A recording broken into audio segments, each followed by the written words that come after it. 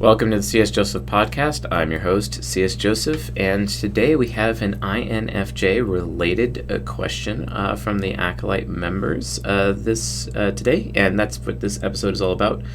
So it's actually kind of a longer question, but I think it's important to share the depth or the context of the question with the audience, just so that we can all figure that out. And by the way, if you'd like to have your question answered by me in video or podcast format, become an Acolyte member, csjoseph.life/members, sign up as a journeyman, then upgrade your account to Acolyte, or go to csjoseph.life/portal if you are already a journeyman, and then click on the Acolyte section to upgrade your account from there, and then you get one question per month that turns into a video response here on YouTube or on the podcast. So, awesome. Let's get to the question. Quote, I feel others' emotions very strongly to the point that when faced with someone who is internally suffering acutely, for example, in the throes of grief, existential crisis, or nihilism, my body quite literally manifests the pain. I feel others suffering as physical pain. This unquestionably shapes daily relationships with others and the human world. There's both an unignorable call to liberate others from their suffering and a dichotomous need to protect myself from pain. I shift hugely from extremes of no boundaries at all. I've repeatedly put myself at risk to help others who are visibly suffering. I've learned from you and Jay that perhaps this was just enabling, to being harshly alienating. There is unfathomable guilt and shame that I'm not enough to alleviate human beings from pain, and a relentless need to drive forwards in developing myself to do so. Well, you should be careful with that unfathomable guilt and shame, because that is technically a God complex. Okay, that is TI Child God complex. You are literally playing God, even though it doesn't feel that way. That's technically what you're doing, right? And that's going to be a problem for you and everyone in your life. Let's not do that, because if you really think about it, you're literally electing yourself the healer of the world, which is not accurate, it's not true, and quite frankly, it comes off as hubris. So please, please, please dial that back. It's not accurate. And then they go on, I am acutely aware of my own potential. What holds me back is fear or perhaps repulsion of the pain of the world. Why? Pain is absolutely necessary, and you have to understand that pain in this world is a gift. It is ultimately what creates character. It is really what separates us between the animals and who are three-dimensional thinking versus us who are four-dimensional thinking within our minds. It is one of the aspects of our sentience, and without pain in the world, there is no growth, and growth itself is actually the purpose of life. So if you're going to remove the pain of the world, you are actually potentially not healing somebody, and you may think that you're helping them when you're actually really hurting them by taking away their opportunity or even taking away their pain. My philosophy is I increase people's pain often for their own good, as much as people increase my pain often for my own good, okay? Because pain is necessary. Pain is actually a gift. Pain is something worth seeking out because it provides growth. Are you admitting here that you're actually inhibiting somebody's ability to grow? Are you trying to become the nanny of the world?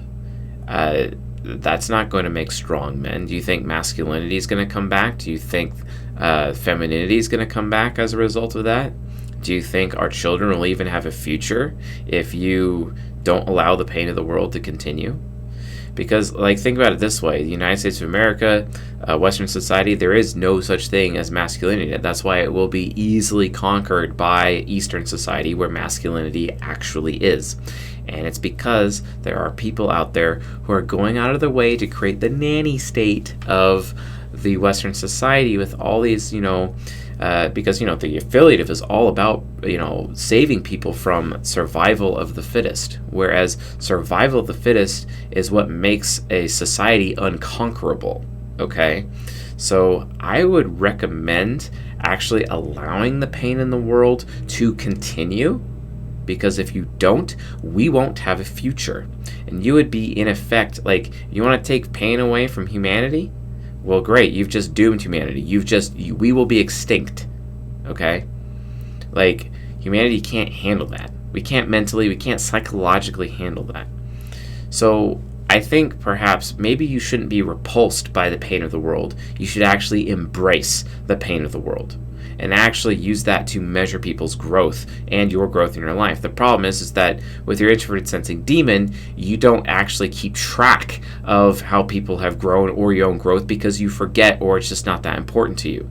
So what you're going to have to do is be responsible and create for yourself memory totems surrounding people in your life, so that you can actually keep track of where they were at one point in time, and compare that to where they are now. Okay?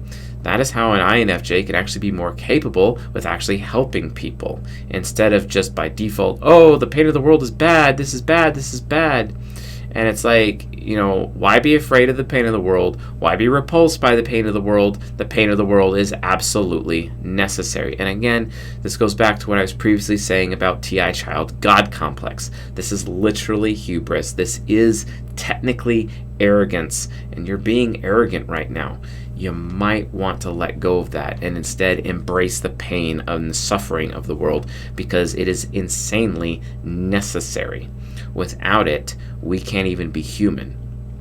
Without it, we have no future. Okay? So, it's a quote. It's important that I can understand what this all is so I can continue to progress. Yes, definitely. Embrace pain, including your own pain. I continue to struggle with self-harm. It must be overcome. Yeah, you should absolutely stop self-harming. That would be highly recommended. The thing is that, here's the thing, I have to say that if you're not going to value yourself enough to stop self-harming, what makes you think other people are going to value you? What makes you think people are even going to be willing to accept help from you? What makes you think that people will actually look up to you and stick around for you? They're not going to. So stop self-harming. It doesn't help anybody. Oh, but it makes me feel alive. Actually, you're probably just too afraid to go out and perform because of your SE inferior performance anxiety. So then you just stay at home and self-harm instead. So the reality of the situation is, because here's the reality. Because of cognitive orbit, introverted sensing demon is attached to extroverted sensing inferior. Introverted sensing demon is all about self-harm. It's all about self-destruction. It's all about lighting yourself on fire and hoping that gets attention from other people. So self-harm is literally an INFJ's way it's literally them just crying for attention. That's all it is. It's just a cry for attention. That's all it is. It is nothing more than that. So you don't want to be I know a woman who is an INFJ who stays home every day. She goes to work, she comes home, she's a dog mom, and even has her little doggy business or whatever, and then she self-harms. She hits herself, she cuts herself, she does all these things to herself, when in reality the situation is she's just a pussy because she's too pussy to go out in public and make new friends and potentially perform for other people. She's really just afraid. And it's that fear that is actually the source of INFJ self-harm. It's really, really frustrating, okay? So, please stop self-harming. Recognize that the self-harm is actually due to your performance anxiety, or your fear of abandonment, or your fear of rejection, or your fear of disloyalty, or your worry of other people not wanting you anymore. And here's the thing, you're out of practice. You're not good at performance because you're not practicing performing, because you're so afraid of failure in doing so. How about you go out there, be around people, and fail over and over and over so that you get the practice that you need so you could stop failing. That way you can walk around in public with confidence instead of fear. But here's the thing, you have to put in the work. And you're too afraid to put in the work. And because you're too afraid to put in the work, you're self-harming with your little cry for attention? Really? How does that even make sense? How are you actually going to have a good future? How are you going to be even remotely valuable enough to help other people? Okay? Because literally you're just perpetuating the old adage, hurting people hurt people. And you're just going to hurt more people because you sound like a wreck. And honestly, I'm very, very concerned about you right now. Come on. No, stop. You continue to struggle with self-harm because you're afraid. That's actually all it is. And you're afraid because you're afraid of failure. And you're afraid of failure because you won't practice and stop failing. But the only way to stop failing is to fail. You have to practice. Go be around people. Go socialize. I don't care how draining it is. At least that means after you've been drained so hard as an INFJ, maybe you might actually get some sleep. Maybe you might get some sleep because you INFJs don't sleep for some reason. But you might actually, well, SID is the reason, but you might actually get some sleep because you're so drained because you're out there practicing, performing around people. It's not hard. Do it. Okay? They go on, quote, Jungian analytical psychology seems to offer more in terms of understanding this than most other things I have delved into. Investigating the idea that is perhaps the experience of other people's pain is FE parenting acting in some way.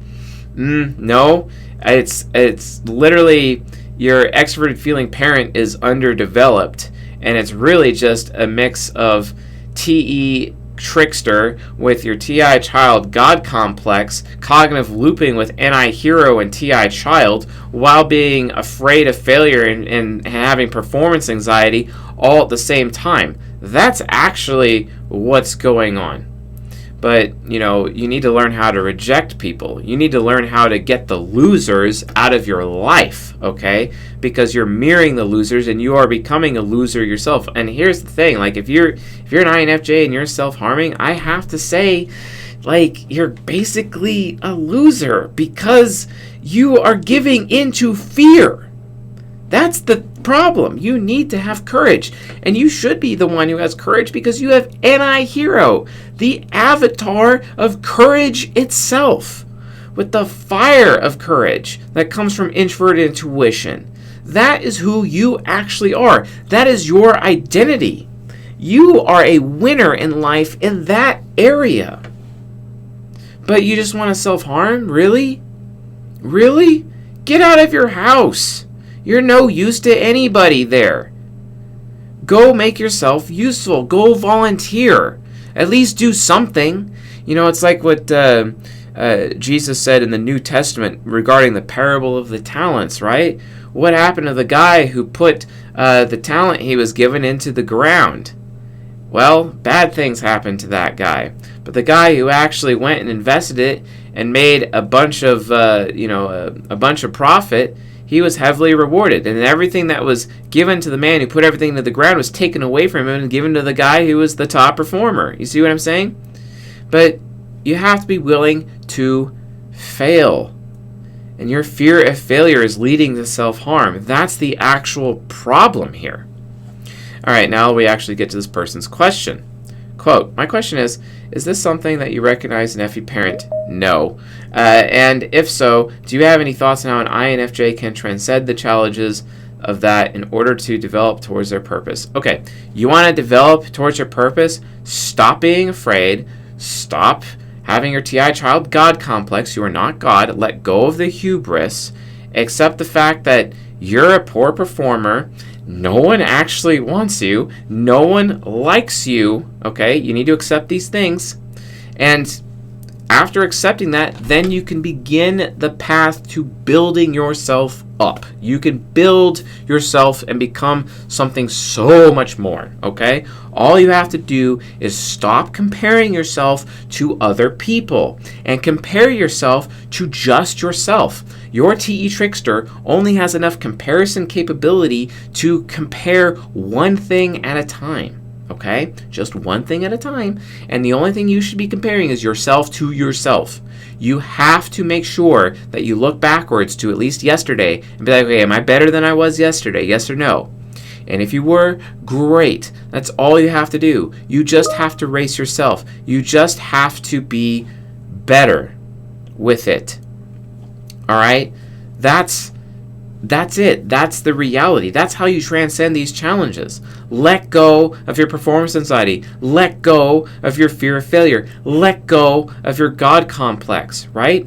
And start understanding that this is actually how you become a good person. You become a good person so your FI critic doesn't have to tell you every day how horrible of a person you are and how machine-like you are. Like, that's not even going to be an issue anymore. You won't feel novel. You won't feel worthless anymore because you are practicing, and you are practicing so that you can fail 1,000 times so that you can succeed 1,000 times afterwards. You're going to have to make every single mistake in the book first. You have to put in the time. You have to put in the work.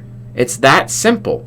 Why do you, as NI Hero, get to shortcut your way around to self-harm because you're unwilling to put in the effort? Your introverted sensing demon is trying to tell you to put in more effort. But like INTJs, you want to just take the quick, easy route. Okay? And that's wrong.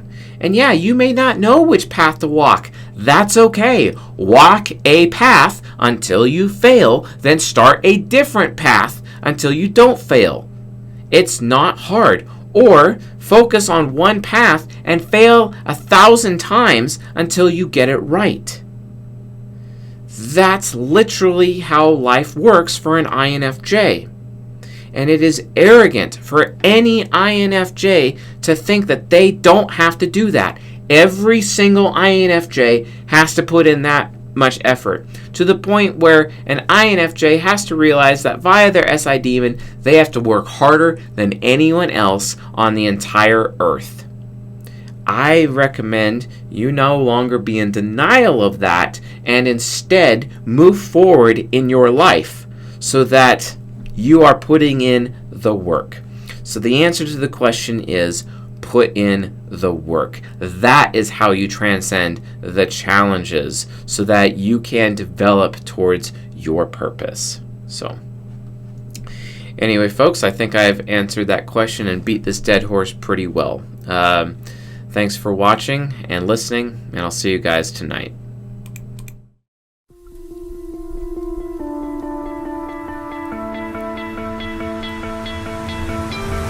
You stole my heart of gold after my silver soul. Can you dig